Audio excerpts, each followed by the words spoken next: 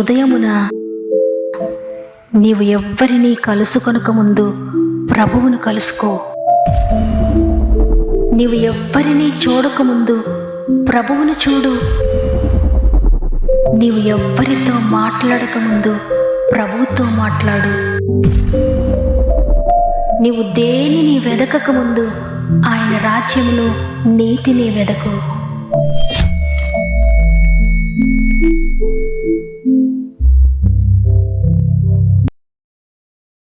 Praise the lord.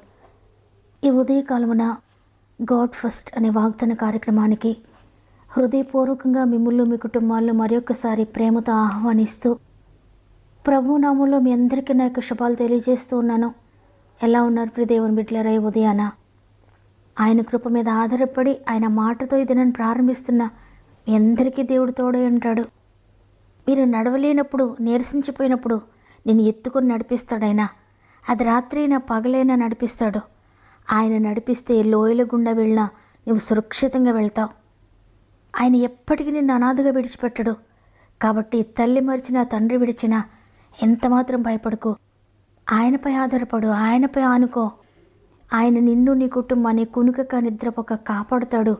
దేవుని బట్టి ధైర్యం తెచ్చుకోండి. అదేవిధంగా మీలో ఇంకెవరికైనా ప్రేయర్ రిక్వెస్ట్ ఉంటే తప్పకుండా కామెంట్ రూపంలో నాకు తెలియచేయండి. మీ అందరి కొరకు భారం కలిగి ప్రార్థిస్తున్నాను. ప్రతి ఒక్కరిని గురించి ప్రత్యేకంగా దేవునికి అప్పగించుకుంటూ ఉన్నాను. నేను మీకు రిప్లై ఇవ్వలేకపోయినా మీ ప్రతి కామెంట్ని చదువుతున్నాను. ప్రతి కామెంట్ను కూడా ప్రభు చేతులకు అప్పగిస్తున్నాను. ఎందుకంటే ఆయన మాత్రమే నీ జీవితంలో అద్భుతాలు చేయబోతున్నారు. మీరు కూడా ఆయన చేతులకు అప్పగించుకోండి. అద్భుతాన్ని చూడబోతున్నారు. సమస్త మహిమ ఘనత ప్రభావములు దేవునికి చెల్లునుగాక. ఈరోజు మీతో దేవుని వాగ్దానం కీర్తనల గ్రంథము 18వ అధ్యాయము 6వ వచనము. నా శ్రమలో నేను యెహోవాకు మొరపెట్టి తిని నా దేవునికి ప్రార్థన చేసి తిని ఆయన తన ఆలయములో ఆలకించి నా ప్రార్థన అంగీకరించెను. నా మొర్ర ఆయన సన్నిధి చేరి ఆయన చెవుల జొచ్చెను. ఆమెన్.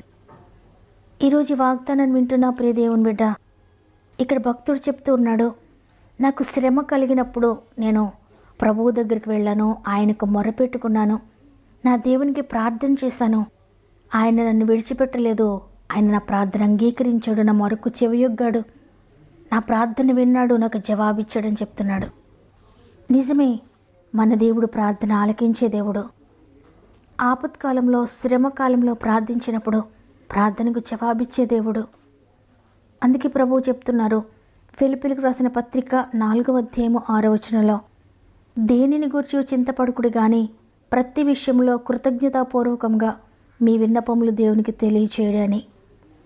శ్రమ కలిగినప్పుడు, చింత కలిగినప్పుడు, వేదన కలిగినప్పుడు, మనం భరించలేని బాధ మన హృదయంలో వచ్చినప్పుడు, ఇక నేను చెయ్యలేనన్నప్పుడు, ఇక అసాధ్యమని అనిపిస్తూ ఉన్నప్పుడు, మన గుండె బరువుగా ఉన్నప్పుడు, మన గుండె గాయపడినప్పుడు, చింతతో నిండిపోయినప్పుడు శ్రమలో యెహోవాకు మొరపెడితే వెంటనే జవాబిస్తాడంట. శ్రమలో యెహోవాకు మొరపెడితే, చింతలో యెహోవాకు మొరపెడితే ఆయన మనకు జవాబిచ్చి ఆయన మన హృదయంలో ఉన్న భారాన్ని, మన హృదయంలో ఉన్న బాధను తొలగించి నెమ్మదితో నింపుతానని వాగ్దానం చేస్తున్నాడు. యేసుప్రభువు వారు శిష్యులతో చెప్తూ ఉన్నారు, మీరు శోధనలో ప్రవేశించుకున్నట్లు మెలకుగా ఉండి ప్రార్థన చేయండి అని. అవును, దేవుడు ప్రార్థన ఒక ఆయుధంగా మనకు అనుగ్రహించారు. నీవే సందర్భంలో ఉన్న ప్రార్థించవచ్చు దేవునికి. ఎట్టి స్థితిలో ఉన్న దేవునికి ప్రార్థించవచ్చు. అది చీకటైనా, కటిక చీకటైనా, అర్ధరాత్రైనా, తెల్లవారుజామునైనా, పగలైన, మధ్యాహ్నమైనా, నీవెక్కడున్నా ఆయన పిలవచ్చు, ఏ స్థితిలో ఉన్నా ఆయన పిలవచ్చు. ఈ సమయంలో ప్రార్థించవచ్చా లేదా? ఇటువంటి పరిస్థితుల్లో ప్రార్థించవచ్చా లేదా? ఈ వ్యాధిలో ప్రార్థించవచ్చా లేదా? ఈ పరిస్థితిలో నేను ప్రార్థన చేయకూడదేమో, నేను ఈ స్థితిలో ఉండి దేవుని దగ్గరికి వెళ్ళకూడదేమో, ఇది దేవునికి నిషిద్ధమేమో, ఈ పరిస్థితి దేవునికి ఇష్టం ఉండదేమో అని ఎప్పుడు కూడా నీవు ఆలోచించొద్దు. అది ఎంత క్రిటికల్ కండిషన్ అయినా, అందరూ అసహించుకునే పరిస్థితి అయినా, ఎవ్వరు నిన్ను చూడలేని, నిన్ను ముట్టలేని, నిన్ను అంటలేని, వెలివేయబడిన, చేదరించుకునే పరిస్థితి అయినా నువ్వు ప్రభు దగ్గరికి వెళ్ళొచ్చు. ఆయన నిన్ను త్రోసివేయడు. ఆయన ఏ స్థితిని అంగీకరిస్తాడు. నీవు ఏ స్థితిలో ఉండే ఆయన దగ్గరికి వెళ్ళినా ఆయన నిన్ను యాక్సెప్ట్ చేస్తాడు. కన్న తల్లిదండ్రులు ఏ విధంగా బిడ్డలోకి వెళ్ళి ఏదైనా చిరాకుగా వచ్చినా వారిని అసహించుకొనకుండా వారిని శుద్ధి చేసి వారిని ఎత్తుకొని ముద్దాడతారో అదేవిధంగా కన్న తండ్రి ప్రేమ ఆయనది. నువ్వెంత మనుషులు ఛేదరించుకునే పరిస్థితులు ఆయన దగ్గరికి వెళ్ళినా, నువ్వెంత అసహ్యకరమైన పరిస్థితిలో ఉండి ఆయన దగ్గరికి వెళ్ళినా, ఆయన నీలో ఉన్న పాపాన్ని ద్వేషిస్తాడు కానీ నిన్ను ద్వేషించడు. ఆయన దగ్గరికి వెళ్తే నీ పాపాన్ని కడిగి నిన్ను శుద్ధి చేసి నిన్ను ఎత్తుకుంటాడు, నిన్ను హత్తుకుంటాడు, నిన్ను కౌగులించుకుంటాడు. లోకమంతా వెలివేసిన ఆయన మాత్రం నీ పాపాన్ని చూసి నిన్ను వెలివేయడు. నీ పాపాన్ని కడిగి నిన్ను శుద్ధి చేసి నిన్ను బాగు చేసి తిరిగి తను చేర్చుకుంటాడు నిన్ను. కాబట్టి ఈరోజు ఈ మాటలు వింటున్న ప్రియ దేవుని బిడ్డలారా, మీరు ఒకవేళ ఏ పరిస్థితులు ఎంతవరకు ఉన్నా, ఇంతవరకు జరిగినవన్నీ మర్చిపోండి. ఇది మొదలుకొని ప్రార్థన ప్రారంభించండి. ఏదో అవసరతల కొరకు కాదు, మీ జీవితంలో ఏదో కావాలని, అది కావాలయ్యా, ఇది కావాలయ్యా అని దేవుడిచ్చే దీవెనల చుట్టూ పరిగెట్టొద్దు. ఏదో ఒక కార్యం జరగాలని ప్రభువుకు ప్రార్థన చేయొద్దు. నా జీవితంలో ఇది జరగాలి, ఈ కార్యం నాకు జరగాలి. అవును, నా దేవుడు నాకు ఇచ్చే దేవుడు, ఆయన ప్రేమ స్వరూపి, ఆయన ఏది అడిగినా అడగకపోయినా నాకు ఇస్తాడు. అయితే వీటన్నిటికంటే ప్రభువా నీవే నాకు కావాలి, మీరు నాకు కావాలయ్యా అని నీవు ఆయనను కోరుకుంటే, అయ్యా నీవు నన్ను బాగు చేసినా బాగు చేయకపోయినా, నాకు అది ఇచ్చినా ఇవ్వకపోయినా, నా జీవితంలో ఈ కార్యం జరిగినా జరగకపోయినా, మీరు నాకు ఇవ్వకపోయినా పర్వాలేదయ్యా, మీరు నాకు కావాలని మీరు ఆ విధంగా దేవుని సన్నిధిలో ప్రార్థన చేస్తూ మీ జీవితాన్ని దేవునికి అప్పగించుకొని ఆయన కొరకు నేను జీవిస్తాననే ఒక నిర్ణయాన్ని మీరు తీసుకుంటే తప్పకుండా మీకు కావలసినవన్నీ ఆయన అనుగ్రహిస్తాడు. ఎందుకంటే మీరు అడగకపోయినా మీకు అక్కరగా ఉన్నవి ఆయనకు తెలుసు. కాబట్టి ఈరోజు ఎంతమంది శ్రమలో శోధనలో ఉన్నారో, మీరు ఏ శోధనలో ఉన్నా, ఏ శ్రమలో ఉన్నా నిజముగా మొరపెట్టుకోండి ప్రభువుకు. అయితే ఒకవేళ ప్రార్థన చేయలేకపోతున్నారా? అవును, సాతాను ఎప్పుడు కూడా నిన్ను ప్రార్థన చేయనివాడు. ఎందుకంటే సాతానుకు తెలుసు ప్రార్థన చరిత్రను మారుస్తుందని. నీవు ప్రార్థన చేస్తూ ఉంటే వాని నెట్వర్క్ అంతా కూడా బ్రేక్ అయిపోతుందని వాడికి తెలుసు. నీవు ప్రార్థన చేస్తూ ఉంటే నీ ప్రార్థన ద్వారా వాడు నీకేవేవైతే దూరం చేశాడో, ఎక్కడెక్కడైతే నిన్ను నష్టపరిచాడో, శాపానికి గురి చేశాడో, ఎక్కడెక్కడైతే నిన్ను పడవేశాడో, నువ్వు మరలా ప్రార్థన ద్వారా దీవించబడతావని మనకు తెలుసు. కోల్పోయినవన్నీ మరలా నువ్వు పొందుకుంటావని మనకు తెలుసు. నీకు దూరమైనవన్నీ తిరిగి నీకు దయచేయబడతాయని వాడికి తెలుసు. అందుకే నేను ప్రార్థన చేయనివాడు, నేను బిజీగా ఉంచుతాడు, ప్రార్థనలో ఉండనివాడు. ప్రార్థన చేయడానికి మోకరించగానే నీకు నిద్రమత్తు కలుగు చేస్తాడు, నీకు అనేక ఆటంకాలు కలుగు చేస్తాడు. కాబట్టి సాతాను యొక్క కుయుక్తులను గుర్తించి నీకు ప్రార్థనకు ఆటంకాలు వాడు ఎంత ఎక్కువగా కలిగిస్తూ ఉంటే నీవంత పట్టుదలతో మోకరించు. దేవుని సన్నిధిలో మోకాళ్ళే నీ జీవితంలో ఆత్మీయంగా ఉన్నత స్థితికి వెళ్తావు. ఆత్మీయంగా వర్ధిల్చున్న ప్రకారంగా నీవన్నీ విషయాలు కూడా వర్ధిల్లుతావు.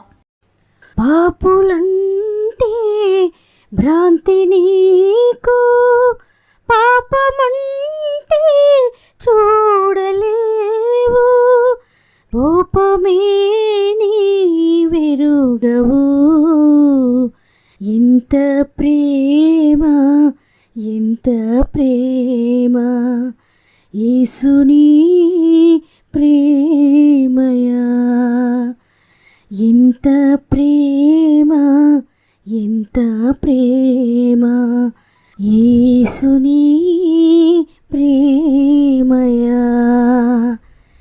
ఎవరైనా చేయలేని పాపికి త్యాగమా, ఎవరైనా చేయలేని పాపికి త్యాగమా. ఎంత ప్రేమ, ఎంత ప్రేమ, యేసుని ప్రేమయా. తండ్రి నీకు వందనాలు. నీ కృపను బట్టి మరి ఒక దినాన్ని మాకు ఇచ్చారు. ఈరోజు మరలా నిన్ను స్తుతించడానికి మాకు నోటునిచ్చారు, స్తుతినిచ్చారు, సజీవులుగా ఉంచారు. అందరిని బట్టి నీకు వందనాలు తండ్రి. ఈరోజు వాగ్దానం చేశారు, శ్రమలో మొర్రపెట్టినప్పుడు నేను ఆలకిస్తానని. అయ్యా, ఇంత అద్భుతకరమైన భరోసాను మాకు ఎవరిస్తారయ్యా? ఇంత అద్భుతకరమైన మాటలు మాకు ఎక్కడ వినబడతాయి? ఈ లోకంలో ఎవరు మాట్లాడతారయ్యా మాతో?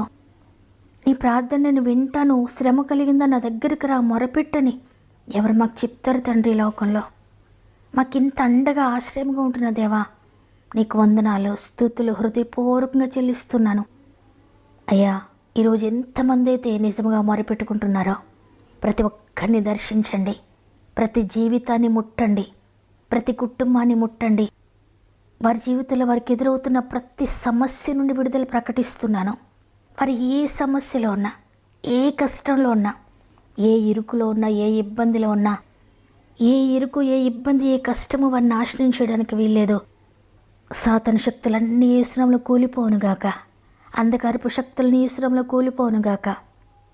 వారికి విరోధంగా రూపింపబడుతున్న ఏ ఆయుధము వర్ధిల్లకుండునుగాక. యేసునామములో ప్రతి ఆయుధాన్ని నిర్వీర్యం చేస్తున్నాను. తండ్రి, ప్రతి కుటుంబాన్ని దర్శించారని నమ్ముతున్నాను. మరి ముఖ్యంగా ఎంతమంది కామెంట్ రూపంలో వారి అవసరతలు తెలియజేస్తున్నారో, వాట్సాప్ ద్వారా వారి అవసరతలు తెలియజేస్తున్నారో ప్రతి ఒక్కరిని కూడా నేను బలమైన చేతులకు అప్పగిస్తున్నానయ్యా. వారి జీవితంలో సమస్యలన్నిటిని డిలీట్ చేస్తున్నందుకు వందనాలు. వారి జీవితంలోని ప్రతి సమస్య నజరేయుడైన యేసు నామములో తొలగిపోనుగాక. వారి సమస్య ఆత్మీయమైనదైనా, శారీరకమైనదైనా, ఆర్థికంగానైనా, సామాజికంగానైనా, ఆరోగ్యపరంగానైనా, కుటుంబం విషయమైనా, బిడ్డల విషయమైనా, భర్త విషయమైనా, భార్య విషయమైనా, అది ఉద్యోగ విషయమైనా, వ్యాపార విషయమైనా, కోర్టు కేసుల గురించిందైనా, గృహం విషయంలోనైనా, పొలం విషయంలోనైనా, ధనాన్ని పోగొట్టుకున్న పరిస్థితుల్లోనైనా, అనారోగ్యమైన వివాహ విషయంలోనైనా, గర్భఫలం లేని పరిస్థితుల్లోనైనా, ఉద్యోగ విషయంలోనైనా, ఇక ఏదైనప్పటికీ కూడా తండ్రి, ప్రతి విషయంలో మీరు జయం దయచేస్తున్నందుకు వందనాలు. మరి ముఖ్యంగా ఎగ్జామ్స్ కొరకు ప్రిపేర్ అవుతున్న బిడ్డలను, ఎగ్జామ్స్ రాస్తున్న బిడ్డలందరినీ కొన్ని చేతులు పెడుతున్నానయ్యా. ఆశ్చర్యకరమైన నీ జ్ఞానమును, నీ జ్ఞాపక శక్తిని దయచేసి నడిపించండి. ఇది మనం ప్రారంభిస్తుండే రోజంతా ఆత్మీయ కుటుంబం అంతటికి తోడేయండి. ప్రతి పరిస్థితిని మీరు చక్కబెట్టి ప్రతి విషయంలో మీరు తోడుగా ఉండి నడిపిస్తారని యేసయ్య పరిశుద్ధమైన నామములో అడిగి వేడుకొంచున్నాను తండ్రి, ఆమేన్. ఈరోజు వాగ్దానాన్ని విన్న ప్రియ చెల్లి, ప్రియ తమ్ముడు, మీరు ఏ పరిస్థితిలో ఉన్నా ఎంత మాత్రం భయపడద్దు. ప్రార్థించండి. ప్రార్థన మీ చరిత్రను మారుస్తుంది. ప్రార్థన మీ పరిస్థితులన్నిటినీ సరిచేస్తుంది, మీ జీవితాన్ని బాగు చేస్తుంది. ఈ వాగ్దానం నా కొరకే నేను బలపరచబడ్డానన్న వారందరూ ఆమెను చెప్పండి బిగ్గరగా. మీకు అనుకూలమైతే వాగ్దానం లైక్ చేయండి, షేర్ చేయండి. దేవుని చిత్తమైతే తిరిగి రేపు అందరం కలిసి ఆయనను స్తుతిందాం. అంతవరకు ప్రభు మీకు, మీ కుటుంబాలకు తోడేండి నడిపించును గాక. God bless you.